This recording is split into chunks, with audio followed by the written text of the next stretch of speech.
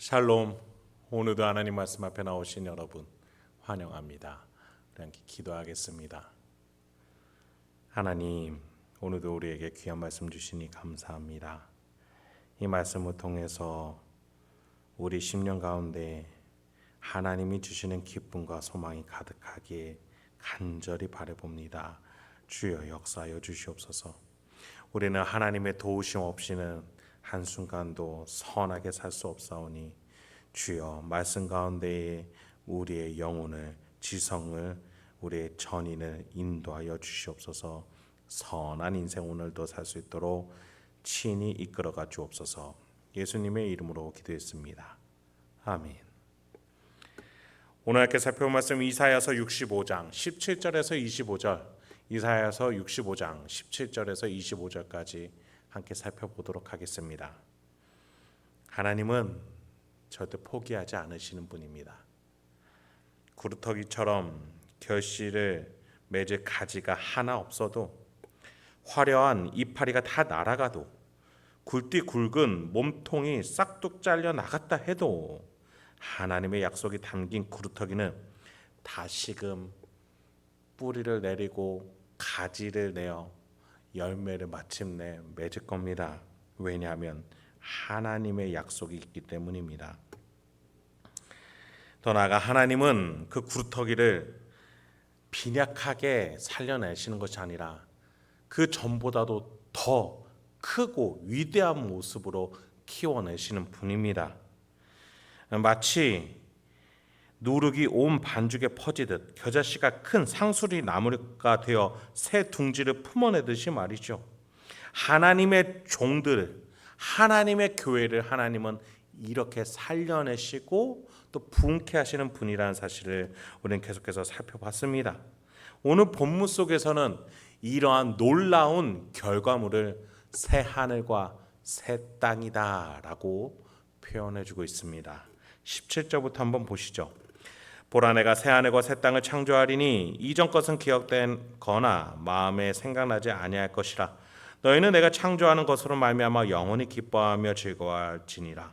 보라, 내가 예루살렘을 즐거운 성으로 창조하며 그 백성을 기쁨으로 삼고 내가 예루살렘을 즐거워하며 나의 백성을 기뻐하리니 우는 소리와 부르짖는 소리가 그 가운데에서 다시는 들리지 아니할 것이며 거기는 날수가 많지 못하여 죽는 어린이와 수완이 차지 못한 노인이 다시는 없을 것이라. 곧 100세에 죽는 자를 젊은이라 하겠고 100세가 못되어 죽는 자는 저주받은 자이니라. 여러분, 우리가 이사야 선지자의 이 기록들을 보면은 혼동되는 몇 가지가 있어요. 하나님의 종에 대한 해석을 한번 생각해 볼까요? 어떨 때는 이 종에 대해서 예수님을 지칭하기도 했다가 출애굽 때의 이스라엘을 지칭하기도 했다가 또 바벨론 포로기에서 돌아오는 유대를 말하기도 합니다. 여러분, 하나님의 종에 대한 이 해석이 여러 방면으로 적용되는 것을 이해하기 위해서는 나선형 해석이라는 신학적인 기교를 생각할 줄 알아야 합니다. 나선형 하면은 소라 껍데기가 먼저 기억나는 것 같아요. 처음에 소라 껍데기 정중앙에서 조그마한 원이 점점 커집니다. 결국 가장 큰 원이 되면서 궁극 지점에 다다르게 되죠. 하나님의 종에 대한 해석, 처음에는 출애굽 때 모세로 시작해 그 다음으로 예수 그리스도로 커지고 그 다음에는 새하늘 새 땅에 다다르 온 교회 성도로 퍼지고 확장하게 되는 겁니다. 시간의 흐름에 따라 하나님의 종의 대상이 확대되어져 가는 것이죠. 복음의 확장에 대해서도 예수님은 사도행전 1장에 예루살렘과 온 유대와 사마리아와 땅끝까지 이르러 내 증인이 되라 라고도 말씀하셨죠. 오늘 본문 17절에서 말하는 새하늘과 새 땅도 마찬가지입니다. 우리가 보통 새하늘 새 땅, 신천지라고 했을 때는 저 죽은 후에 가는 천국이다라고 어렴풋이 생각되는 것 같아요. 그런데 오늘 본문 20절에 보면은 날수가 많지 못하여 죽는 어린이, 또 수완이 차지 못하여 노인이 다시 없을 거다. 곧 100세 죽는 자를 젊은이라 하겠다. 100세가 못되어 죽는 자는 저주받으리라. 죽음이 있어요, 없어요?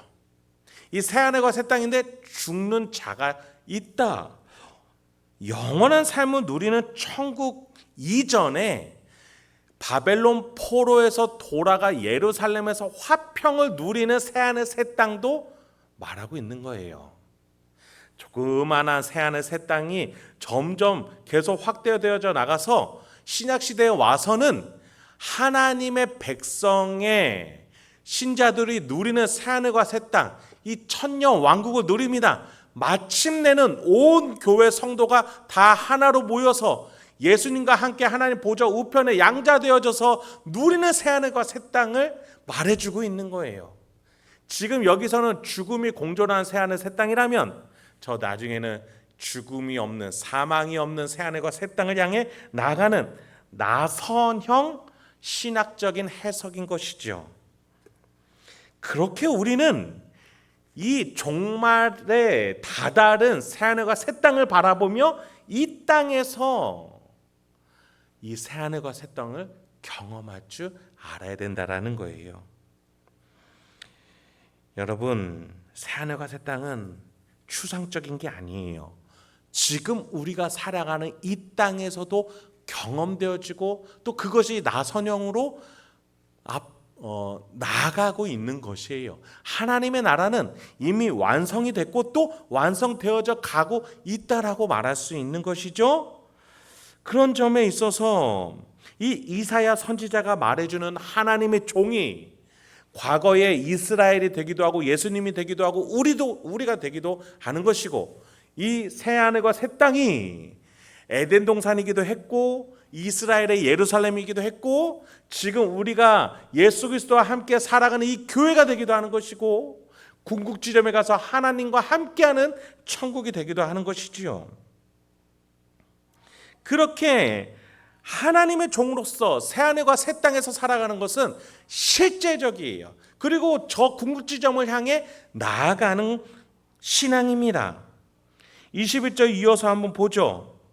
그들이 가옥을 건축하고 그 안에 사겠고 포도나무를 심고 열매를 먹을 것이며 그들이 건축한 데에 타인이 살지 아니할 것이며 그들이 심은 것을 타인이 먹지 아니하리니 이는 내 백성의 수완이 나무의 수완과 같겠고 내가 택한 자가 그 손으로 일한 것을 길이 누릴 것이며 그들의 수고가 헛되지 않겠고 그들이 생산한 것이 재난을 당하지 아니하리니 그들은 여호와의 복된 자의 자손이요 그들의 후손도 그들과 같을 것임이라. 지금 여기서 말하는 새하늘과 새 땅에서 이루어지는 평온한 삶은요, 실제적인 죽기 전의 삶을 말해줘요. 내 손으로 집을 지어서 살고 내 손으로 텃밭을 일구며 가족에게 먹을 것을 제공하는 삶이라고 얘기해 주세요. 일상을 그렇게 하루하루 살아가는 것이 바벨론 포로기에 있는 유대인들에게는 꿈 같은 일인 것이지요. 여러분, 일상을 평온하게 살아간다는 것이 얼마나 놀라운 일인지 잠깐 살펴볼까요? 창세기 3장에서 보면은 하나님께서 죄를 지은 아담에게 뭐라고 얘기하세요?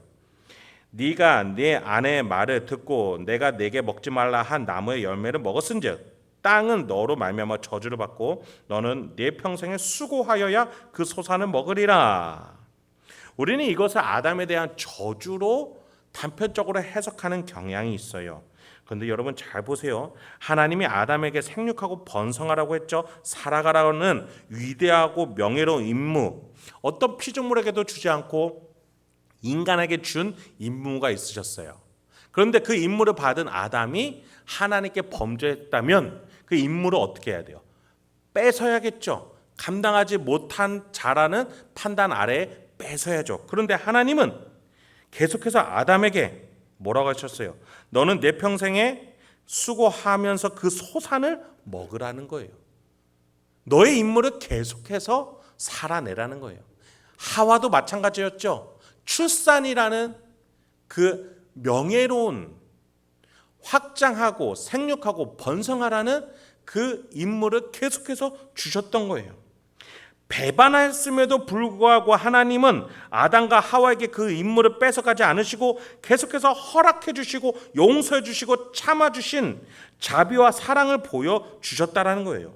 물론 타락 전에는 그 고통이 수반되지 않고 타락 후에는 고통스러워하며 노동하고 고통스러워하며 출산한다는 차이점이 있겠죠. 그런데 이것은 지극히 우리 입장에서의 해석이에요. 하나님의 입장에서는 너희가 배반했음에도 불구하고 내가 너희들을 사랑하고 자비로 대하기 때문에 너희에게 준 그 특별한 명예로운 직을 걷어가지 않겠다. 계속해서 이 땅을 다스리면서 소산을 먹으며 살아가고 생육하고 번성하거라. 죄를 지은 결과로 고통스럽겠지만 이 명예로운 직정을 살아내라는 거예요. 여러분, 오늘 이사야 선지자가 21절부터 22절에서 준 가옥을 건축하고 포도나무를 심고 열매를 먹으라, 이러한 일상의 삶은 이 예루살렘에서 이뤄내실 거예요. 하나님이 아담과 하와에게, 배반했던 아담과 하와에게 계속해서 자비로 임무를 주셨듯이 예루살렘에서 돌아와 이스라엘 백성들아, 이 일상을 계속해서 살아내라, 내가 너희들을 포기하지 않겠다, 그 말씀을 해주신 것이죠. 이 일상적인 노동과 출산을 이스라엘이 자신의 땅, 하나님이 주신 땅에서 계속해서 살아갈 수 있도록 하나님이 회복하고 부흥을 주신 거예요. 여러분, 우리의 일상도 마찬가지입니다. 그러한 일상, 그것이 우리 안에서도 이미 이루어지고 있는데 그것을 우리가 감사할 줄 모른다면, 하나님께서 나에게 주신 이 일상이 얼마나 위대한 사명인지를 모른다면 우리는 다시금 이것에 대해서 중요성을 잃어버리고 타락하고 말 것입니다. 이제 다시 본문으로 돌아오겠습니다. 하나님이 일상의 회복을 주신 것 동시에 하나님과의 관계에도 회복을 주십니다. 24절부터 보시죠. 그들이 부르기 전에 내가 응답하겠고 그들이 말을 마치기 전에 내가 들을 것이며. 그런데 25절에서요, 갑자기 나선형의 궁극적인 새하늘 새 땅의 모습을 보여주십니다. 이리와 어린 양이 함께 먹을 것이며 사자가 소처럼 짚을 먹을 것이며 뱀은 흙을 양식으로 삼을 것이니 나의 성산에는 해함도 없겠고 상함도 없으리라 여호와께서 말씀하시니라. 여러분, 늑대가 어린 양과 함께 양식을 나눠 먹습니다. 사자가 소처럼 풀을 먹을 거래요. 뱀은 이제 사람의 뒤꿈치를 무는 것이 아니라 흙을 양식으로 삼아서 살아가는 거예요. 이제 예루살렘에는 해함도 없겠고 상함도 없겠대요. 이 땅에서 이루어지는 일이 아니라 저 천국에서 하나님이 이뤄내실 고통이 없고 영원한 생명이 이루어지는 그 새하늘 새 땅의 마지막 상태의 모습을 하나님은 보여주신 것이죠. 이 새하늘과 새 땅을 향해서 오늘의 일상을 회복하면서 살아가라. 지금 그 말씀을 해주시는 겁니다. 여러분, 우리 안에 예수 그리스도와 하나됨이 있습니다. 내 눈앞에 있는 삶의 역경과 혼란이 있지만 우리 안에 성령 하나님이 내주하십니다. 우리가 이 성삼위일체 하나님과 함께 하나님의 종으로서 하나님이 이끌어 가시는 저 새하늘과 새 땅을 바라보며 나의 인생을 책임지시고 마지막에는 하나로서 우리의 인생을 이끌어갈 것이라, 선한 길로 이끌어갈 것이라는 확신을 가지고 오늘도 우리의 일상을 살아갈 줄 아는 저와 여러분이 되길 소망합니다. 너무나 당연해져 버린 우리의 일상이 아니라 하나님이 주신 사명을 기억하며 하나님이 주신 우리의 오늘의 삶에 최선을 다하며 명예롭게 살아갈 수 있는 저와 여러분 되길 소망합니다. 함께 기도하겠습니다. 하나님, 오늘도 우리에게 귀한 말씀 주시니 감사합니다. 이 말씀을 통해서 오늘도 우리가 어떠한 삶의 태도로 살아가야 되는지 하나하나 깨닫게 하여 주시옵소서. 주여, 우리가 눈앞에 있는 문제와 역경, 어려움 때문에 하나님이 주시는 일상을 포기하지 않았나요? 하나님보다 다른 것들을 우선시하지 않았나요? 돌아볼 수 있게 하여 주시옵소서. 오늘도 주님과 함께 주님께서 주신 하루하루를 명예롭게 살아갈 수 있도록, 하나님의 종으로서 살아갈 수 있도록 주여 인도하여 주시옵소서. 예수님의 이름으로 기도했습니다. 아멘.